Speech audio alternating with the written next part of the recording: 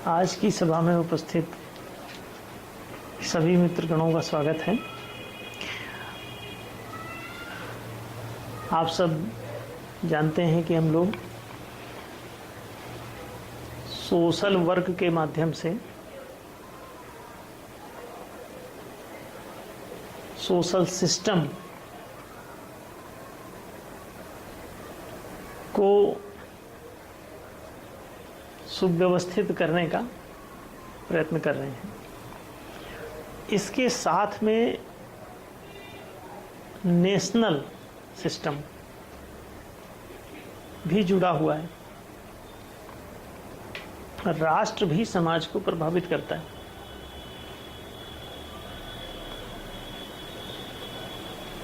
इसलिए कुछ मैटर सीधे राष्ट्रीय व्यवस्था से संबंधित है। तो उन मुद्दों को भी समाज के हित में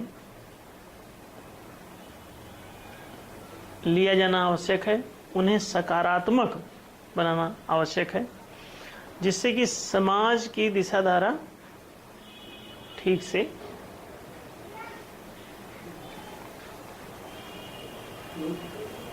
प्रवाहमान रहे, सकारात्मक रूप ले सके। राष्ट्रीय व्यवस्था में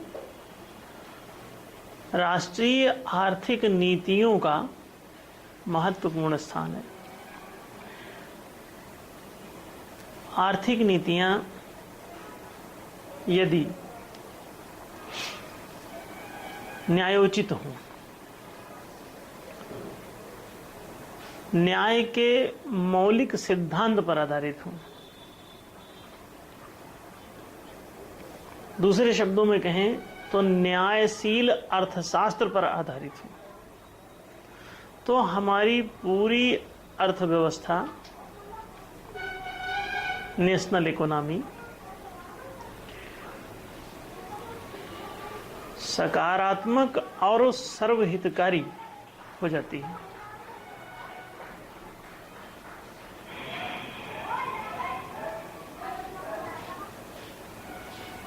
राष्ट्रीय आर्थिक नीति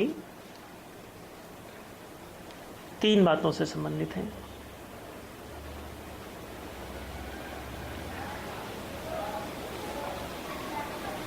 मौद्रिक नीति, राजकोषीय नीति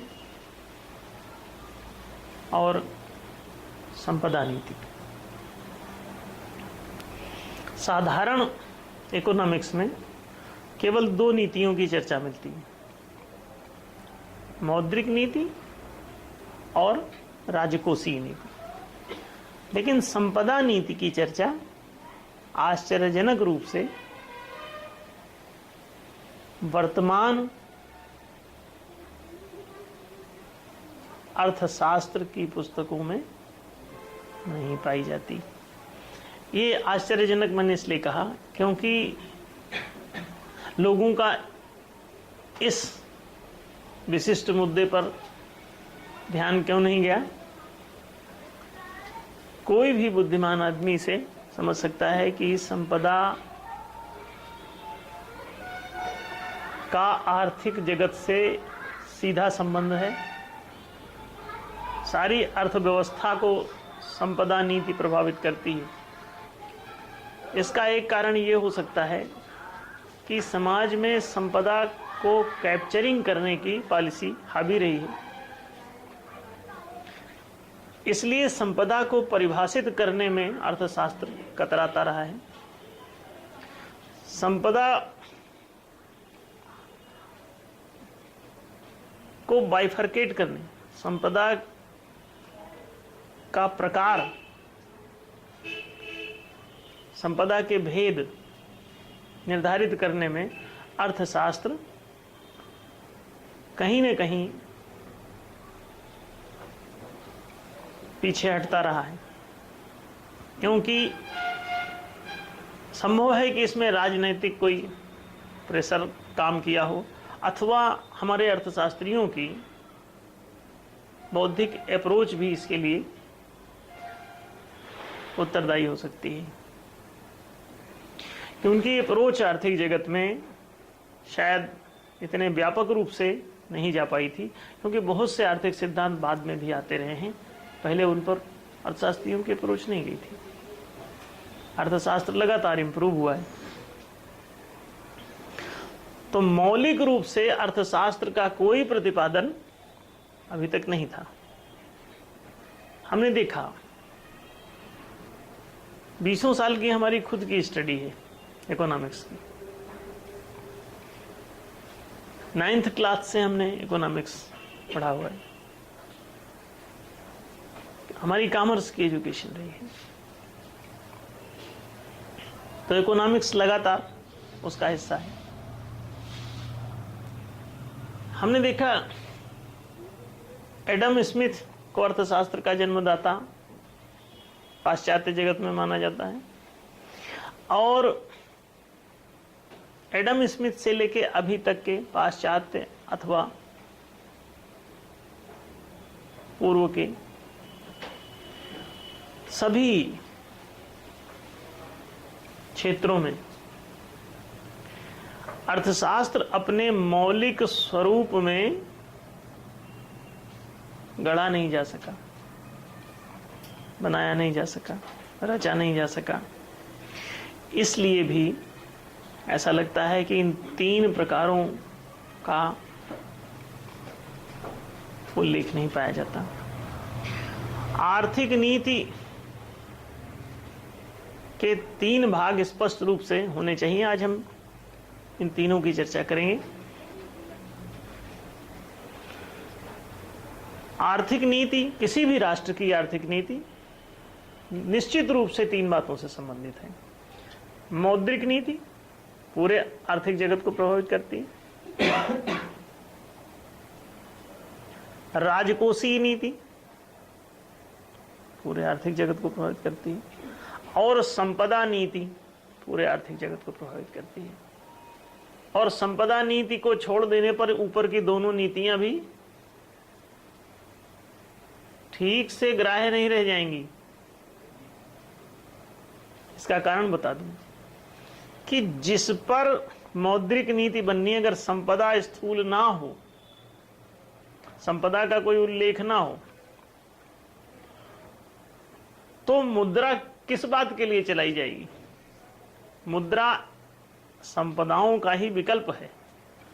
संपदा अगर अनुपस्थित हो राष्ट्र में तो मुद्रा की आवश्यकता, किसी भी चीज जिसका जो विकल्प है तो वो मूल रूप में होना तो चाहिए। तो आपको भी आश्चर्य होना चाहिए, कुछ इकोनॉमिक्स के स्टूडेंट भी अपने पास बैठे हो सकते हैं सभा में, कि इकोनॉमिक्स में यदि मूल संसाधन ही नहीं है जिसके विकल्प के रूप में मुद्रा चलाई जानी है, तो आप उसके अस्तित्व का भी कैसे प्रमाणीकरण करेंगे और उसकी उपयोगिता कैसे सिद्ध करेंगे? जैसे बाजार में मुद्रा से जिस वस्तु का मूल्यांकन करना है, बाजार में वो वस्तु ना हो, तो मुद्रा को आप वहां ले जाकर और उसकी क्या उपयोगिता साबित कर पाएंगे? वो शहद लगा के चाटने की वस्तु नहीं है। मुद्रा कोई आंख से देख करके तृप्त होने की वस्तु नहीं है।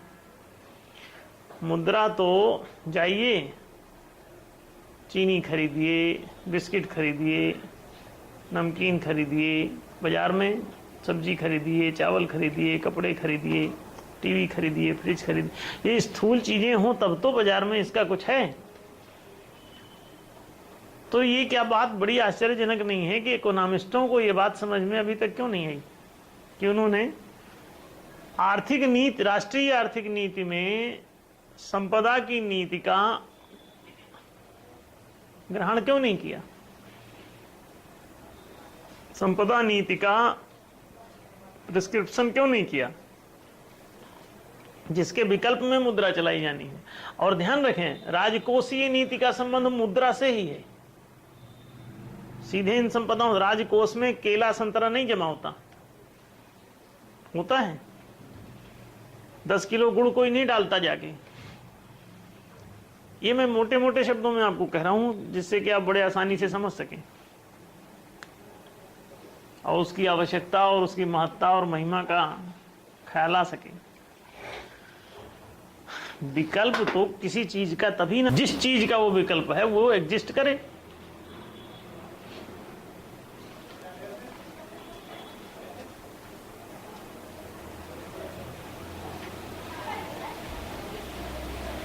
और अगर मूल चीज ही गायब है तो बाद की चीज का क्या औचित्य है। तो दो चीजों की बात करना और तीसरे को हवा में उड़ा देना, ये इकोनॉमिक्स की पॉलिसी थोड़ी सी संदिग्ध थी। जब हम न्यायशील इकोनॉमिक्स की रचना कर रहे थे तो संदेश को हमने ये बात बताई थी, हमने कहा बेटा देखो इसमें ये दो ही नीतियों की चर्चा है और वो भी अलूल जलूल, और ये जो तीसरी है वो अलग से लिखवाई थी। इसको खा गए। इसकी क्या नीतियां होंगी? जो संपदा ये सब बनाओगे इस विकल्प के जरिए, जो खरीद बिक्री के इकट्ठा और रजिस्ट्री करा कर आके सब रखोगे, इसका क्या ख्याल करना है? इसकी बात ही नहीं करना चाहते। ये कहां जाएगी? इसी के चक्कर में तो वो ऊपर वाले दोनों। मैंने कहा इसे भी लिखो, इसमें दर्ज करो।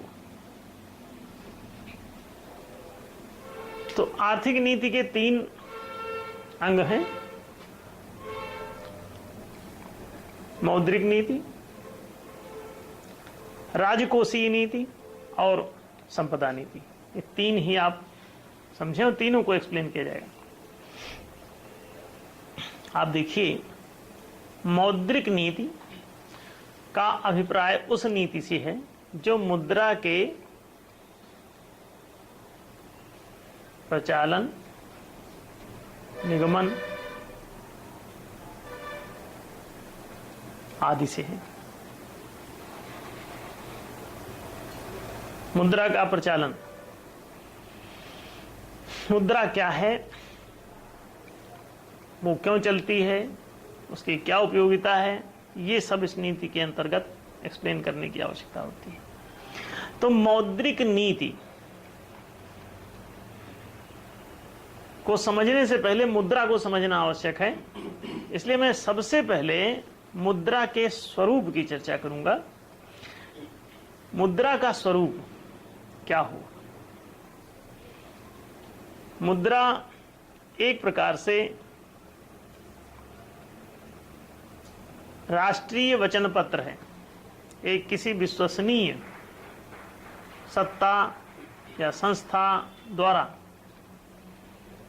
इस बात का प्रमाणीकरण किया जाए कि ये जो मुद्रा इकाई चलाई जा रही है इसे लोग स्वीकार कर सकें, उसके पीछे कोई आदमी जिम्मेदार हो, गारंटर हो कि ये जो मुद्रा जारी की जा रही है, यदि इसमें कोई दिक्कत आती है, कहीं पर इसकी अस्वीकार्यता होती है, तो जिसको भी कोई शंका हो वो उतने इकाई के लिए, उतनी मौद्रिक इकाई के लिए गारंटर के पास जा सकता है और उससे जो चाहे सो उतने मुद्रा के बदले में जैसी जो मूल्यवान वस्तु जैसी चाहता है वो प्राप्त कर सकता है। इस बात की यदि कोई गारंटी दे तो मुद्रा चलाई जा सकती है। ये बात आप लोग बौद्धिक तल पे समझ पा रहे होंगे। अब मुद्रा जो चलाई जाए उसका स्वरूप क्या हो? मुद्रा की उपयोगिता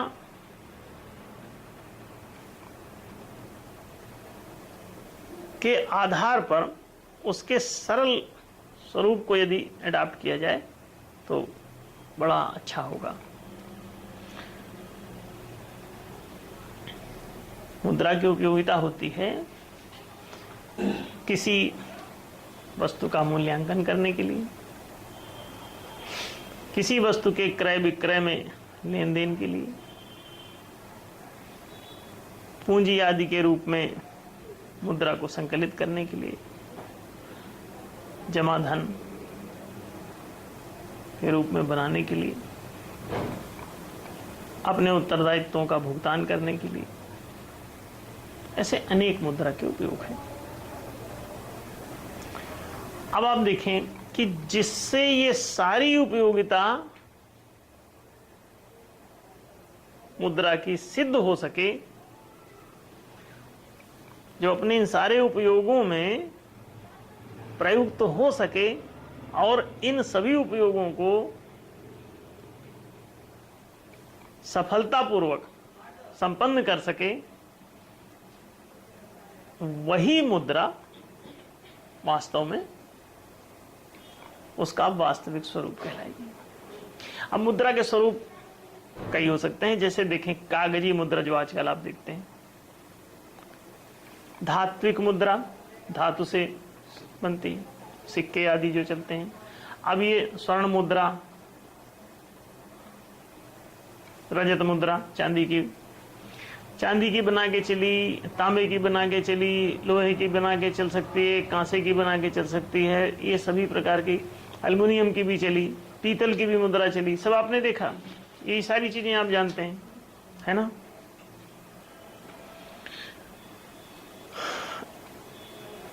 धातु की जो मुद्रा है, ये थोड़ी सबसे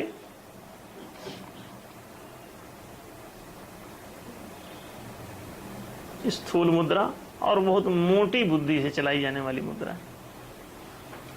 इसमें कई दिक्कतें हैं।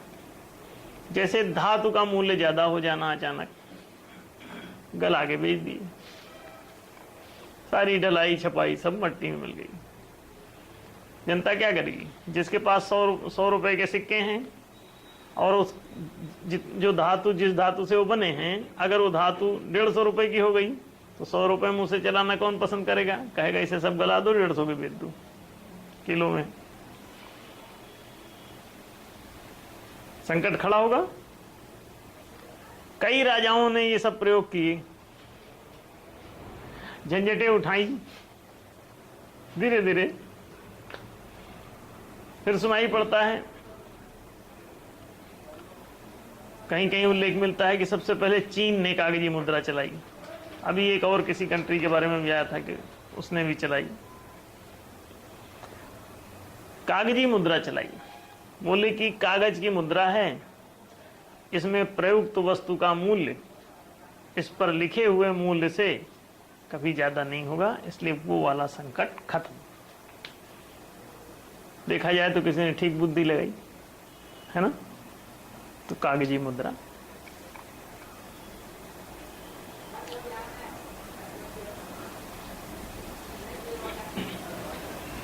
फिर इसको कई प्रकार से चेक के रूप में, हुंडी के रूप में, ड्राफ्ट के रूप में, अनेक प्रकार से इसे चलाने की चेष्टाएं की गई। इसके विकल्प भी अनेक तैयार किए गए।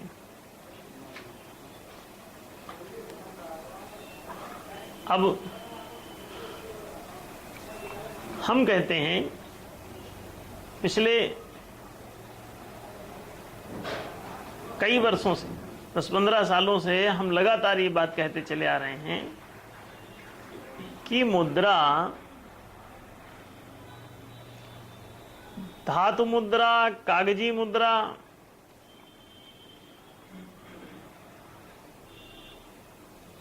ये सभी मुद्राएं झंझट का विषय है।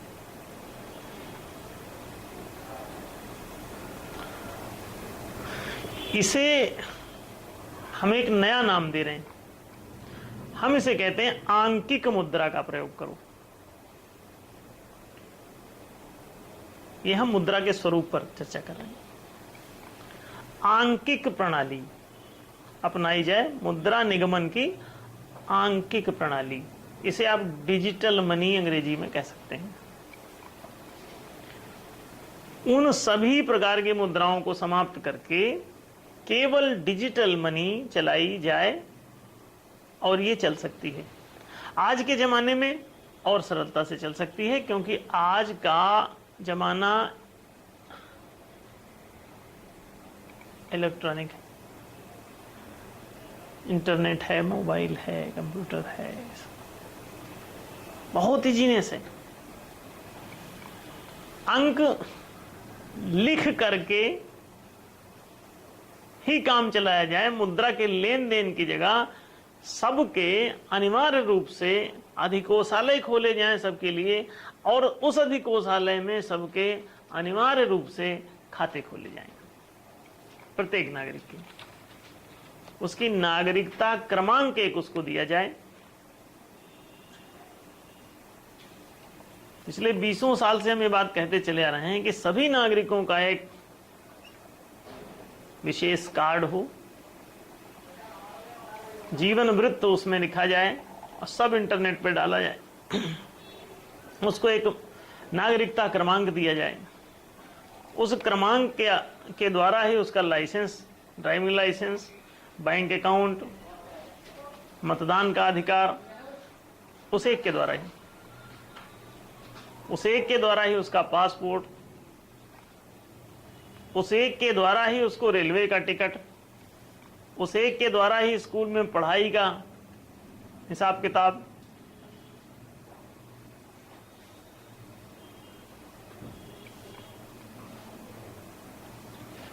सब कुछ किया जाए।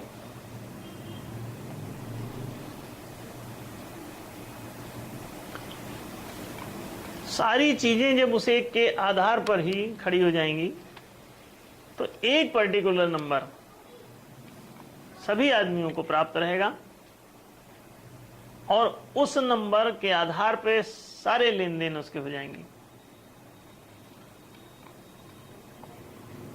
और ये जो आंकिक मुद्रा है, इसका 1 रुपए का लेन देन भी दर्ज रहेगा। किससे किसको लिया दिया गया,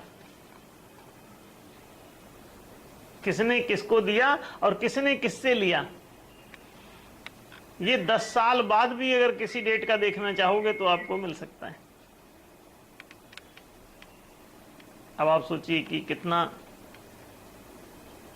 महत्वपूर्ण हो सकता है। अब इसकी महत्ता की बात जब आपको बताऊंगा तो आप बहुत प्रसन्न होंगे। ये बड़ी बड़ी समस्याओं को दूर कर सकता है। मात्र डिजिटल मनी करो और तत्काल प्रभाव से अन्य सभी प्रकार की मुद्राओं पर रोक लगा दो और भविष्य में कभी मत चलाओ उन मुद्राओं को। मुद्रा को केवल अंकों के लिखा पढ़ी पर आधारित करो। इसका उल्लेख अर्थशास्त्र में नहीं, ये हम आपको मौद्रिक नीति में नए सिरे से समझा रहे हैं और इसके कमाल भी बताएंगे। मुद्रा का स्वरूप यदि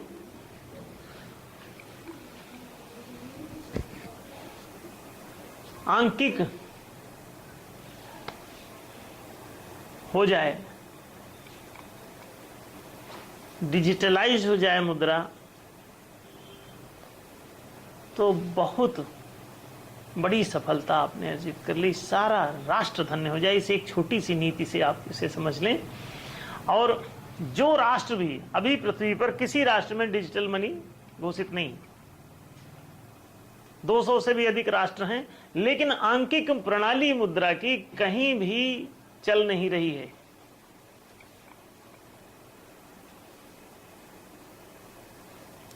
और इसकी तत्काल आवश्यकता है। त्वरित इसे जारी किया जाना चाहिए। जितना इसमें समय लगाएंगे उतना ज्यादा नुकसान उठाएंगे, उतने दिनों तक इनको नुकसान उठाना पड़ेगा। अच्छा यही है कि इसे जितनी जल्दी हो सके उतनी जल्दी कर लें। मुद्रा का स्वरूप यदि आंकिक हो जाए, मुद्रा चलाने की प्रणाली यदि आंकिक हो जाए, तो इस आंकिक प्रणाली के द्वारा आपकी हजारों समस्याओं का समाधान हो जाएगा।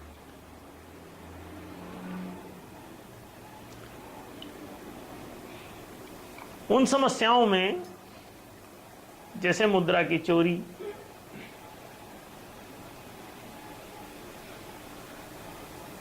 मौद्रिक भ्रष्टाचार कि 10,000 रुपए लेके और फाइल आगे बढ़ा रहे, ले लो। अब वो नगद रहता ही नहीं है, वो इसके अकाउंट से ही उसके अकाउंट ट्रांसफर होगा। जब कोई देखेगा किसका कहां से आया है तो सब साफ रहेगा। भ्रष्टाचार लगभग पूरी तरह से ये समाप्त कर सकता है। घुमा फिरा के भी कोई कि सोना देके और ये करके वो भी करेगा तो कहीं ना कहीं से उसे उन सब चीजों को खरीदना ही पड़ेगा और वो पे हुआ दिखेगा उसके खाते में, और जहां कहीं जिसको दिया गया है तो उससे रसीद मांगेंगे, वही रसीद देना पड़ेगा उसको, वहीं से चेक हो जाएगा जज साहब ने लिया। तुम सोफा सेट लेके भी नहीं बच सकते। ये मौद्रिक प्रणाली ऐसी है कि इसके अप्रत्यक्ष भी प्रभाव, घुमा के ये कान पकड़ देगी किसने क्या किया। इसमें कोई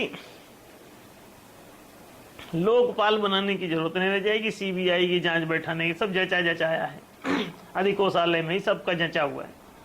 जब जिसका चाहिए आप उसका प्रिंट आउट ले लो, सब देख लो किसने कहां लिया दिया है, सब पता चल गया आपको। नगद है ही नहीं कहीं, तब क्या होगा? बड़ी आसानी से मुद्रा चलेगी, रास्ते में आपको कोई लूट नहीं पाएगा। क्यों? लूट भी लोगे अगर मान लो आपका मोबाइल छीन के नंबर मार मार के आपका ले लिया और उसने अपने खाते में क्रेडिट कर लिया, जबरदस्ती गले में फांसी डाल रहा है। नगद है तो जेब से तो लूट ही नहीं सकता, अगर दूसरा भी कोई तरीका अपनाया ऑन रिकॉर्ड होगा। अभी कहते हैं कि आपका कोई पासवर्ड हैक कर लिया तो डरना नहीं, पासवर्ड बता दिया करो सबको। हैक करने की क्या जरूरत है, ऐसे बता दो हमारा पासवर्ड ये है, खोल लो। आप लोग चौंक रहे होंगे, नहीं चौंके? क्योंकि वो अपने में ट्रांसफर करेगा तो पता चल जाएगा। कई लोगों ने हमसे पूछा कि गुरुजी अगर पासवर्ड हैक कर लिया तो किसी ने, हमने कहा हैक करने क्यों देते हो, पहले ही बता दो। बोले वाह वो तो सब लूट लेगा। हमने कहा तो लूट नहीं लेगा, अपने को फांसी पर चढ़ा लेगा, अपने लिए संकट खड़ा कर रहा है पासवर्ड हैक करके। हैक मत करो, झंझट है उसमें। बल्कि जैसे तैसे चिलौरी मिन्नत करके 10-5 रुपए उससे ही ऐसे ही कह दो कि ट्रांसफर कर दे दयापूर्वक, तो कुछ हो सकता है। बाकी मुश्किल है। अगर उसकी इच्छा के विपरीत आपने कोई ट्रांसफर कराया तो अपने लिए आफत मोल लिया। आप इसे समझना कितने सेफ हैं आप। Digitalise the money and enjoy your life freely. जाली नोट कहां से आएगा? पाकिस्तान को बोल दो कि सब छापो और जितना मर्जी हमारे मार्केट में उतार दो, 1 पैसे की नहीं बेच पाओगे। आलू भी नहीं देगा कोई उस नोट से। जाली नोट का जितना कारोबार है, सब बैंक परेशान है, देश परेशान है। फर्जी हमारे यहाँ नोट फेंकवा दिया, अरे हम कहते हैं डिजिटलाइज कर लो, झंझट खत्म करो। ये तो सामान्य लिखा पढ़ी के रजिस्टर से भी हो सकता था, लेकिन अब उससे भी सरलीकृत हो गया है कि सबके हाथ में मोबाइल है, सबको ऑनलाइन कर दो। 1 रुपए की भी चॉकलेट ली बच्चे ने, अपना नंबर अकाउंट नंबर से सामने वाले दुकान वाले का नंबर पूछ ले, कौन सा नंबर बताया, उसके नंबर में 1 रुपए क्रेडिट किया, ओके बटन दबाया, घर चला गया। पर्स से पैसा निकालने और देने लेने में जितना फुटकर चिल्लर तमाशेबाजी करनी है, उससे बहुत कम समय में सौदा हो जाएगा। ना कुछ लेना है ना देना है, बस बटन ही तो दबाना है, दबा दी चले गए। 1 रुपए महीने, 1 रुपए उसमें लिखा है, 1 रुपए उसके खाते में क्रेडिट और तुम्हारे खाते में डेबिट। है ना सरल? छापने का जो अरबों रुपए खर्चा, अभी 1400 करोड़ रुपए उसका छापने के लिए सरकार ने कोई एक नया मुद्रा का कारखाना लगाया। हमने कहा 1400 करोड़ में तो कितने विद्यालय खुल जाते। नोट छापने के कारखाने में परेशान है, फिर हर बार कोई डिजाइन चेंज करना पड़ता है, लाखों रुपए की डिजाइनिंग होती होगी उसकी, इतनी तकलीफ। और उसमें ना कोई डिजाइनिंग, ना चित्रांकन, ना उतना, उसको भी नकल मार लेते हैं फिर से थोड़े दिनों बाद लोग, फिर नया कुछ ढूंढो। मुद्रा प्रचालन विभाग परेशान ही रहता है, और सबकी नकली मुद्रा सब तैयार है लोगों के पास। भारत में भी कई पकड़े जाते रहते हैं, कोई कलाडी किए छापे ले रहा पेपर कहीं से जुगाड़ करके। तेलगी स्टाम्प घोटाला, अरे स्टाम्प पर ऐसा नोट छाप के स्टाम्प चला रहे हैं, उसे भी नोट जैसा चला रहे हैं।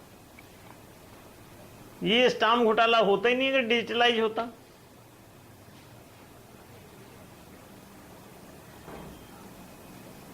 सरकार के खाते में से डिजिटल मनी ट्रांसफर हो गया होता, एक सामान्य कागज पे आ जाता, उसमें एक सील लगा देता रजिस्ट्रार के, हो गया। दूसरी बात यह है कि रजिस्ट्री का शुल्क ही क्यों लेते हो, तो वही फ्रॉड है। रजिस्ट्री करने के लिए तो तुमने सब टैक्स लिया है और फिर रजिस्ट्री का पैसा ले रहे हैं।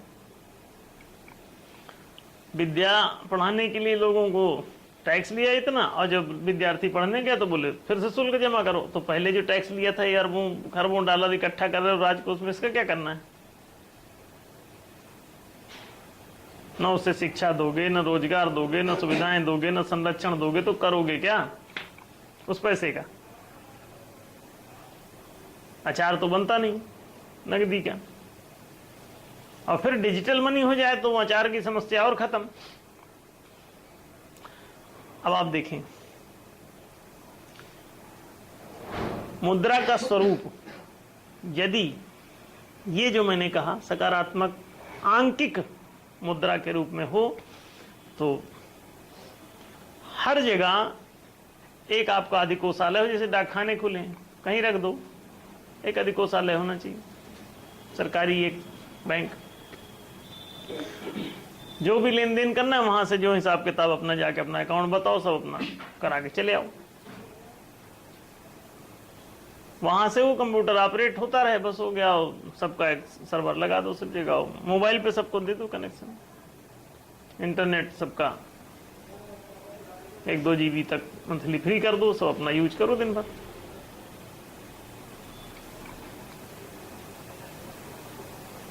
फ्री में ही सब काम होगा। तो ये कितना सरल है, बहुत इजी हो सकता है,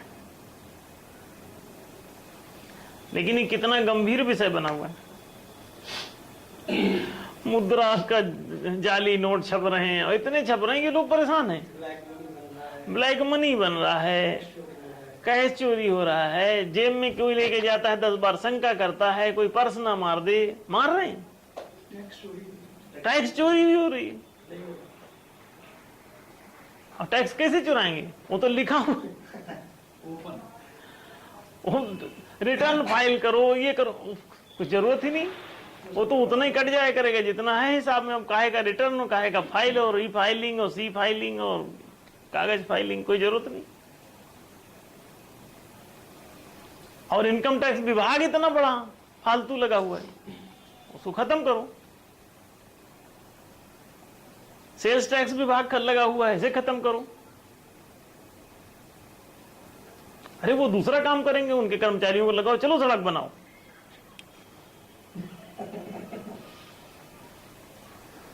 कर क्या नहीं हुआ, फालतू टाइम खराब कर रहे हैं अपना भी, दूसरों का भी। ये तो अपने आप ही सबके अकाउंट से जितना आया 1/3 का सिद्धांत है। जितनी कमाई हुई किसी भी उत्पादन से, वो 1/3 वहां चला जाया करेगा, अपने आप ही डेबिट कर लेगा कंप्यूटर। आप कहां परेशान हो रहे हैं? ये फाइल करो, वो फाइल करो।